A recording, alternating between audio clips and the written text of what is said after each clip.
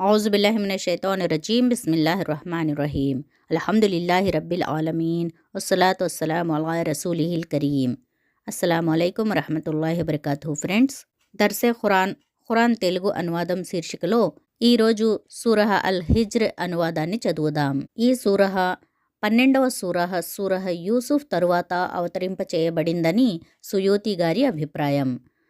ఇందులో 9వ ఆయత్లో నిశ్చయంగా మేమే ఈ ఖురాన్ను అవతరింపజేశాము మరియు నిశ్చయంగా మేమే దీనిని కాపాడేవారము అని అల్లాహతాలా చెప్పడం జరిగింది. ఈ సూరా యొక్క పేరు 80వ ఆయత్ నుండి తీసుకొనబడింది. ఇందులో 99 ఆయతులు ఉన్నాయి. అల్ హిజ్రీ అంటే గుట్టల ప్రాంతం. ఇది ఒక ప్రాంతం పేరు. సమూద్ జాతి వారు ఇక్కడ నివసించారు. ఇది మక్కా సిరియా మార్గంలో ఉంది. అక్కడ చాలా గుట్టలున్నాయి. ఈ సూరా 6 మక్కా సూరాల సమూహంలో చివరిది. ఇప్పుడు దీని యొక్క అనువాదాన్ని చదువుదాం. మీరు కూడా నాతో పాటు కలిసి చదవండి. బిస్మిల్లాహిర్రహ్మానిర్రహీం. అనంత కరుణామయుడు అపార కృపాశీలుడు అయిన అల్లాహ్ పేరుతో ప్రారంభిస్తున్నాను. అలిఫ్ లామ్ రా. ఇవి దైవ గ్రంథమైనటువంటి స్పష్టమైన ఖురానులోని ఆయాతులు. ఆ సమయం ఎంతో దూరంలో లేదు. ఇస్లాం సందేశాన్ని స్వీకరించటానికి తిరస్కరించిన వారే అప్పుడు పశ్చాత్తాపపడుతూ, అయ్యో మేము ముస్లిములము అయి ఉంటే ఎంత బాగుండేది అని అంటారు. వారిని వదిలిపెట్టు. తినటానికి, త్రాగటానికి, సుఖాలు అనుభవించటానికి, లేనిపోని ఆశలు వారిని భ్రమలో పడవేసి ఉంచటానికి. అతి త్వరలోనే వారు దానిని గ్రహిస్తారు. మేము ఇంతకు పూర్వం నాశనం చేసిన ప్రతి పట్టణానికి ఒక ప్రత్యేకమైన కార్యాచరణ వ్యవధి ఇదివరకే వ్రాయబడి ఉన్నది. ఏ జాతి అయినా తన నిర్ణీత కాలానికి ముందే నాశనమూ కాదు, ఆ తరువాత తప్పించుకోనూ లేదు. ఈ ప్రజలు ఇలా అంటారు, ఈ జ్ఞాపిక అవతరించిన మనిషి, నీవు నిజంగానే పిచ్చివాడవు. నీవు చెప్పేది గనక సత్యమే అయితే మా ముందుకు దైవదూతలను ఎందుకు తీసుకురావు? మేము దైవదూతలను ఊరకే అవతరింపజెయ్యము. వారు అవతరించినప్పుడు సత్యంతో పాటు అవతరిస్తారు. తరువాత ప్రజలకు వ్యవధి ఇవ్వటం అనేది జరగదు. ఇక ఈ జ్ఞాపిక, దానిని మేము అవతరింపజేశాము. స్వయంగా మేమే దానిని రక్షిస్తాము. ప్రవక్త, మేము నీకు పూర్వం గతించిన అనేక జాతుల వద్దకు ప్రవక్తలను పంపి ఉన్నాము. వారి వద్దకు ప్రవక్త రావటము, వారు ఆయనను ఎగతాళి చేయకుండా ఉండటము అనేది ఎన్నడూ జరగలేదు. దోషుల గుండెలలోకి మేము ఈ జ్ఞాపికను ఊచలా పోనిచ్చినా వారు దానిని విశ్వసించటం అనేది జరగదు. పూర్వకాలం నుండి కూడా ఇటువంటి ప్రజల విధానం ఇలాగే ఉంటూ వచ్చింది. ఒకవేళ మేము వారి కొరకు ఏదైనా ఆకాశ ద్వారాన్ని తెరిచినా వారు పట్టపగలు అందులోకి ఎక్కిపోతూ ఉన్నప్పుడు కూడా వారు ఇదే అంటారు, మా కళ్ళు మోసపోతున్నాయి, మాపై మంత్రజాలం ప్రయోగించారు. ఇది మేము చేసిన పని. మేము ఆకాశంలో దృఢతరములైన ఎన్నో కోటలను నిర్మించాము. చూపరుల కోసం వాటిని నక్షత్రాలతో అలంకరించాము. శాపగ్రస్తుడైన ప్రతి శైతాను నుండి వాటిని సురక్షితం చేశాము. శైతాను ఎవడైనా వాటిలోకి పోలేడు, దొంగచాటుగా ఏదైనా వినటం తప్ప. దొంగచాటుగా వినే ప్రయత్నం వాడు చేసినప్పుడు అగ్నిజ్వాల ఒకటి వాణ్ణి వెంటాడుతుంది. మేము భూమిని పరిచాము, అందులో కొండలను పాతాము, అందులో అన్ని రకాల చెట్లు చేమలను ఖచ్చితమైన తగిన పరిమాణంలో సృష్టించాము. ఇంకా అందులో జీవనోపాధికి వనరులను ఏర్పాటు చేశాము. మీకు, మీరు పోషింపని అనేక ఇతర ప్రాణికోటికి కూడా. మా వద్ద పుష్కలంగా నిలువలు లేని వస్తువంటూ ఏదీ లేదు. మేము ఏ వస్తువును అవతరింపజేసినా దానిని ఒక నిర్ణీత పరిమాణంలో అవతరింపజేస్తాము. ఉత్పత్తి కారకములైన గాలులను మేమే పంపుతున్నాము. ఆ తరువాత ఆకాశం నుండి నీళ్లను వర్షింపచేస్తున్నాము. ఆ నీళ్లను మీకు తనివి తీరా త్రాగటానికి ఇస్తున్నాము. ఈ సంపదకు యజమానులు మీరు కాదు. జీవన మరణాలను మేము కలిగిస్తున్నాము. మేమే అందరికీ వారసులము అయ్యేవారము. మీలో పూర్వం గతించిన వారిని కూడా మేము చూశాము. తరువాత వచ్చేవారు కూడా మా దృష్టిలో ఉన్నారు. నిశ్చయంగా మీ ప్రభువు వారందరినీ సమావేశపరుస్తాడు. ఆయన వివేకవంతుడు, అన్నీ తెలిసినవాడును. మేము మానవుణ్ణి కుళ్ళిన మట్టి యొక్క ఎండిన గారతో సృష్టించాము. దీనికి పూర్వం జిన్నాతులను మేము తీవ్రమైన ఉష్ణ జ్వాలతో సృష్టించాము. నీ ప్రభువు దైవదూతలతో ఇలా అన్న సమయాన్ని జ్ఞాపకం తెచ్చుకో. నేను కుళ్ళిన మట్టి యొక్క ఎండిన గారతో ఒక మానవుణ్ణి సృష్టిస్తున్నాను. నేను అతణ్ణి పూర్తిగా తయారు చేసి అతనిలో నా ఆత్మను కొద్దిగా ఊదినప్పుడు మీరంతా అతని ముందు సాష్టాంగపడాలి. అప్పుడు దైవదూతలందరూ సాష్టాంగపడ్డారు, ఒక్క ఇబ్లీసు తప్ప. అతడు సాష్టాంగపడే వారితో చేరటానికి తిరస్కరించాడు. ప్రభువు ఇలా అడిగాడు, ఇబ్లీస్, నీకేమయ్యింది? నీవు సాష్టాంగపడే వారితో చేరిపోలేదు. అతడు ఇలా అన్నాడు, కుళ్ళిన మట్టి యొక్క ఎండిన గారతో నీవు సృష్టించిన ఈ మనిషికి సాష్టాంగపడటం నాకు తగిన పని కాదు. ప్రభువు ఇలా సెలవిచ్చాడు, సరే అయితే వెళ్ళిపో ఇక్కడి నుంచి, ఎందుకంటే నీవు శాపగ్రస్తుడయ్యావు. ఇక తీర్పు దినం వరకు నీపై శాపం ఉంటుంది. అతడు ఇలా విన్నవించుకున్నాడు, ప్రభూ, అలాగైతే మానవులందరూ మళ్ళీ లేపబడే రోజు వరకు నాకు వ్యవధి ప్రసాదించు. ఇలా సెలవిచ్చాడు, మంచిది, ఆ రోజు వరకు నీకు వ్యవధి ఇవ్వబడుతోంది. ఆ రోజు వచ్చే సమయం మాకు తెలుసు. అతడు ఇలా చెప్పాడు, ప్రభూ, నీవు నన్ను అపమార్గం పట్టించినట్లే ఇక నేను వారి కొరకు మనస్సును మోహింపజేసే విషయాలను భూమిలో సృష్టించి వారందరినీ అపమార్గం పట్టిస్తాను, వారిలో నీవు ప్రత్యేకం చేసుకున్న నీ దాసులను తప్ప. ఇలా సెలవిచ్చాడు, నన్ను చేరే తిన్నని మార్గం ఇదే. నిస్సందేహంగా నా నిజమైన దాసులపై నీ అధికారం సాగదు. నీ అధికారం కేవలం నిన్ను అనుసరించే భ్రష్టులపై మాత్రమే సాగుతుంది. వారందరి కొరకు వాగ్దానం చెయ్యబడిన నివాస స్థలం నరకం. ఇబ్లీసు అనుచరులకు వాగ్దానం చెయ్యబడిన ఈ నరకానికి 7 ద్వారాలు ఉన్నాయి. ఒక్కొక్క ద్వారం వారిలోని ఒక్కొక్క ప్రత్యేక వర్గానికి కేటాయించబడింది. దీనికి భిన్నంగా భయభక్తులు కలవారు తోటలలో చెలమల మధ్య ఉంటారు. వారితో ఇలా అనబడుతుంది, ప్రవేశించండి వాటిలోకి శాంతితోనూ నిర్భయంగానూ. వారి హృదయాలలో ఇంకా మిగిలి ఉన్న మాలిన్యాన్ని, కాపట్యాన్ని మేము తొలగిస్తాము. వారు పరస్పరం సోదరులై ఎదురెదురుగా పీఠాలపై కూర్చుంటారు. అక్కడ వారు ఎట్టి శ్రమకు గురికారు. అక్కడి నుండి వారు బహిష్కరింపనూబడరు. ప్రవక్త, నేను చాలా క్షమించేవాణ్ణి అని, కరుణించేవాణ్ణి అని, దీనితో పాటు నా శిక్ష కూడా చాలా బాధాకరమైన శిక్షే అని నా దాసులకు చెప్పు. వారికి ఇబ్రాహీం అలైహిస్సలాం అతిథుల గాథను కొంచెం వినిపించు. వారు అతని వద్దకు వచ్చి, మీకు శాంతి కలుగుగాక అని అన్నప్పుడు అతను ఇలా అన్నాడు, మేము మిమ్మల్ని చూచి భయపడుతున్నాము. వారు ఇలా సమాధానం పలికారు, భయపడకండి, మేము మహావివేకవంతుడైన ఒక కుమారుడు మీకు కలుగుతాడు అనే శుభవార్తను మీకు అందజేస్తున్నాము. ఇబ్రాహీం అలైహిస్సలాం ఇలా అన్నాడు, ఏమిటి, ఈ ముసలితనంలో మీరు నాకు సంతాన శుభవార్తను అందజేస్తున్నారా? కొంచెం ఆలోచించండి, మీరు ఎటువంటి శుభవార్తను నాకు అందజేస్తున్నారో. వారు ఇలా జవాబు ఇచ్చారు, మేము మీకు సత్యమైన శుభవార్తను అందజేస్తున్నాము. మీరు నిరాశపడకండి. ఇబ్రాహీం అలైహిస్సలాం ఇలా అన్నాడు, తమ ప్రభువు కారుణ్యం పట్ల మార్గం తప్పిన వారు మాత్రమే నిరాశపడతారు. ఇబ్రాహీం అలైహిస్సలాం ఇలా అడిగాడు, అల్లా దూతలారా, ఏ కార్యం నిమిత్తం తమరు వేంచేశారు?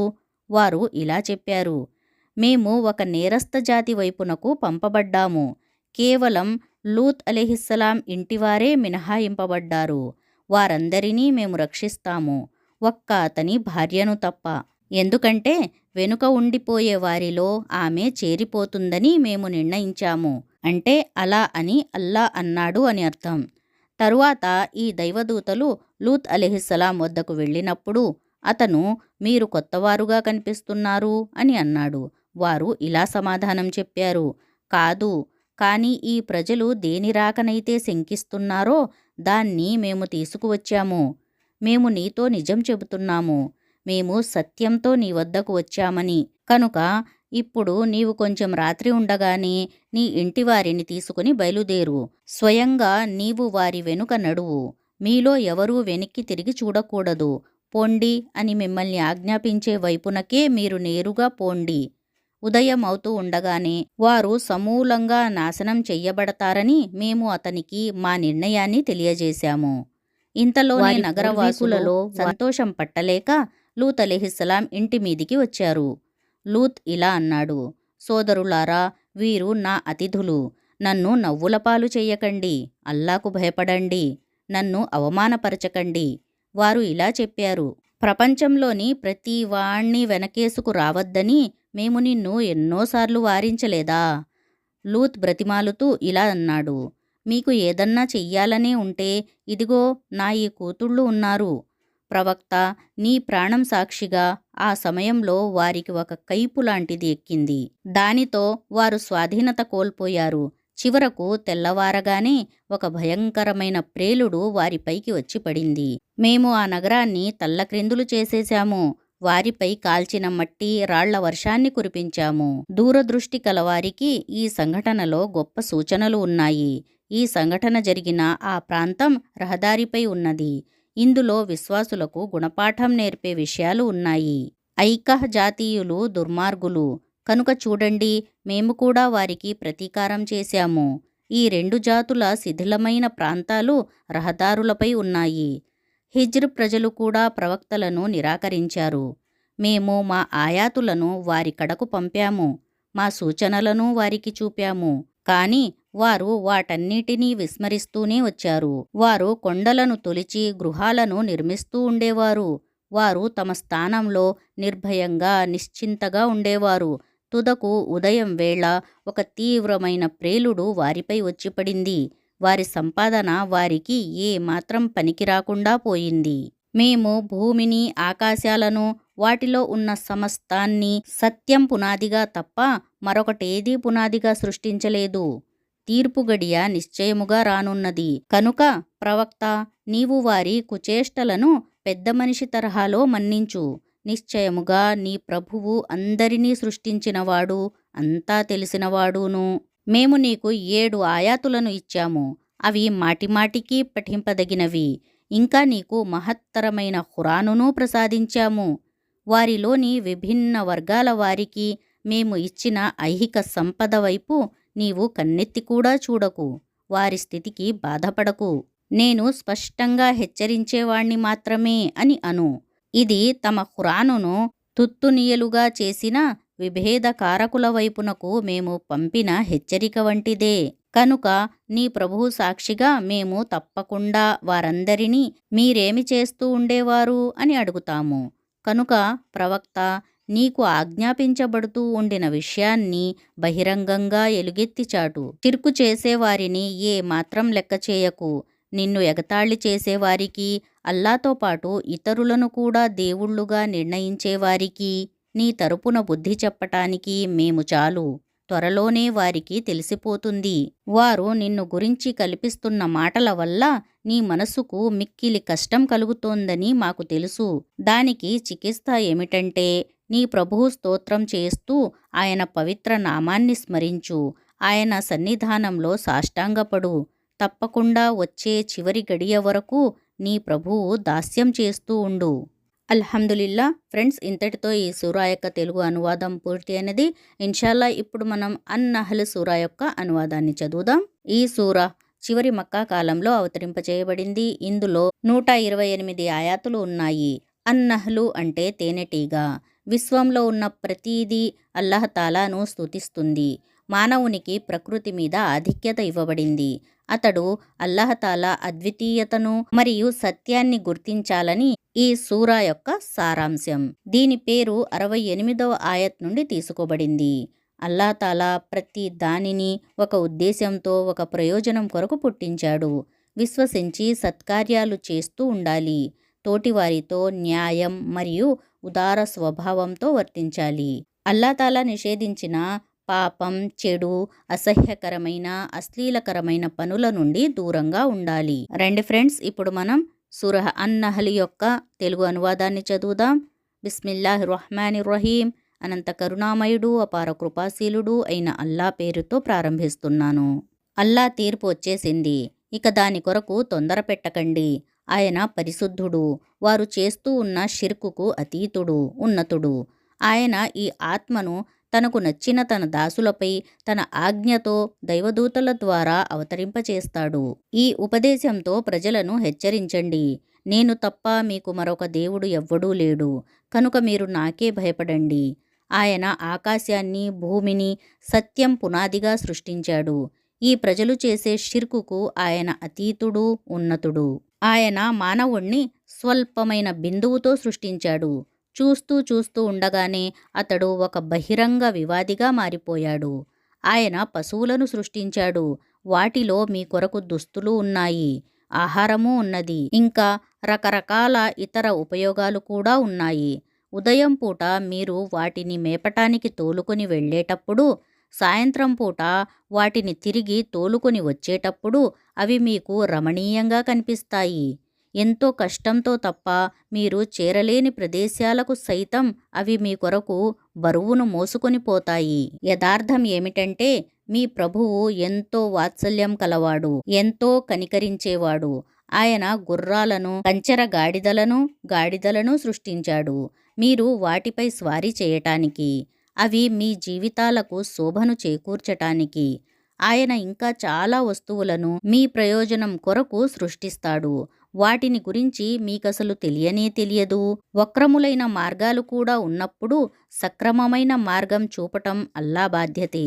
ఆయన తలుచుకుని ఉంటే మీ అందరికీ సన్మార్గం చూపి ఉండేవాడే. ఆకాశం నుండి మీకోసం నీళ్లను కురిపించేవాడు ఆయనే.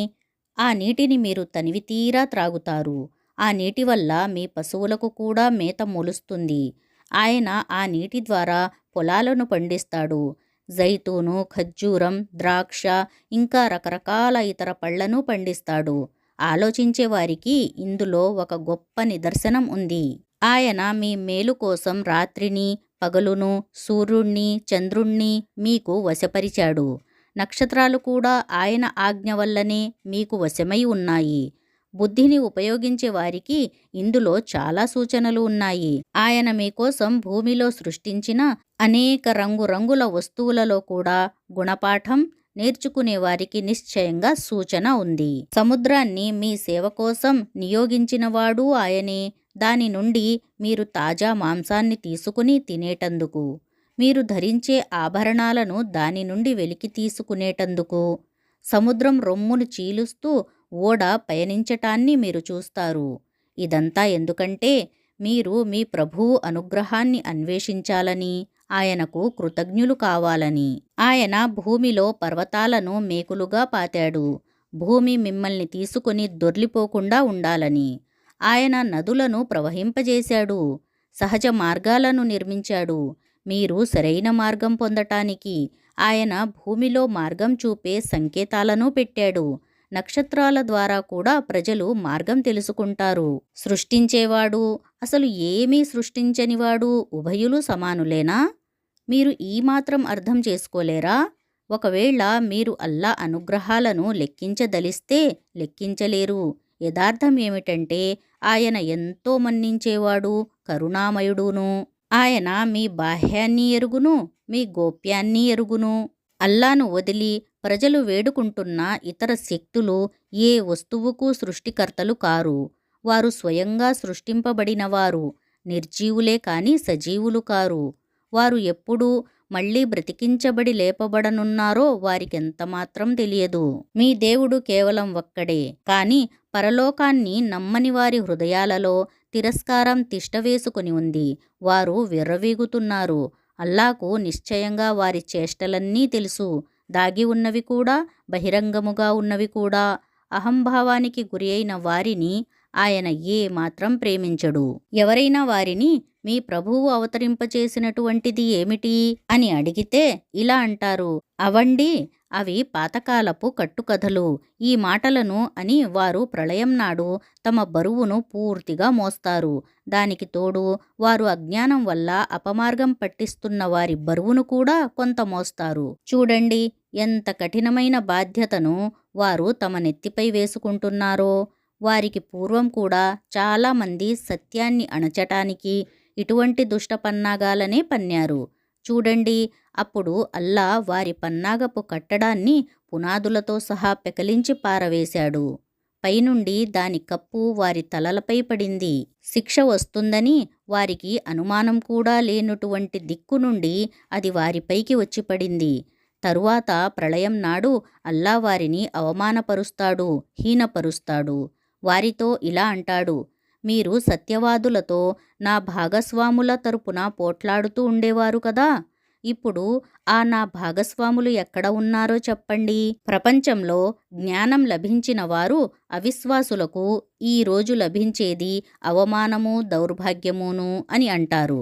అవును, తమ ఆత్మలకు అన్యాయం చేసుకుంటూ ఉన్నప్పుడు దైవదూతలు ప్రాణాలు తీసే అవిశ్వాసులకు, అప్పుడు వారు తలబిరుసుతనాన్ని విడిచిపెట్టి వెంటనే పూర్తిగా లొంగిపోయి మేము ఏ తప్పు చేసి ఉండలేదు అని అంటారు. దానికి దైవదూతలు ఇలా అంటారు, ఎందుకు చేసి ఉండలేదు? అల్లా మీ చేష్టలను బాగా ఎరుగును. ఇక పోండి, నరక ద్వారాలలో దూరిపోండి, అక్కడనే మీరు శాశ్వతంగా ఉంటారు. కనుక యథార్థం ఏమిటంటే గర్విష్ఠులకు లభించే నివాసం చాలా చెడ్డది. మరోవైపు దైవభీతి కలవారిని మీ ప్రభువు తరపు నుండి అవతరించినటువంటిది ఏమిటి అని అడిగినప్పుడు వారు అత్యుత్తమమైనది అవతరించినది అని సమాధానం చెబుతారు. ఇటువంటి సజ్జనులకు ఈ ప్రపంచంలోనూ మేలు జరుగుతుంది, ఇక పరలోక గృహం కూడా తప్పనిసరిగా వారికి ఎంతో మేలైనదిగా ఉంటుంది. భయభక్తులు కలవారి ఇల్లు ఎంతో మంచి ఇల్లు, శాశ్వత నివాసంగా ఉండే ఉద్యానవనాలు, వాటిలో వారు ప్రవేశిస్తారు. క్రింద కాలువలు ప్రవహిస్తూ ఉంటాయి. అక్కడ అంతా వారి అభిమతానికి అనుగుణంగానే జరుగుతుంది. భయభక్తులు కలవారికి అల్లా ఇటువంటి ప్రతిఫలాన్ని ఇస్తాడు. వారు పరిశుద్ధావస్థలో ఉన్నప్పుడు దైవదూతలు వారి ప్రాణాలు తీస్తూ మీకు శాంతి కలుగుగాక, మీ కర్మలకు ప్రతిఫలంగా స్వర్గంలో ప్రవేశించండి అని అంటారు. ప్రవక్త, వారు ఇంకా నిరీక్షిస్తున్నారా? వారికి ఇంకా మిగిలింది ఏమిటి? దైవదూతలు వచ్చేయటమో లేదా నీ ప్రభు తీర్పు జారీ కావటమో తప్ప. వారికి పూర్వం చాలామంది ఇలానే మొండిగా ప్రవర్తించారు. తరువాత వారి విషయంలో జరిగింది అల్లా చేసిన అన్యాయం కాదు, ఆ అన్యాయం వారిదే. దానిని వారు తమకు తామే చేసుకున్నారు. వారు చేసిన పనుల దుష్ఫలితాలు చివరకు వారినే పట్టుకున్నాయి.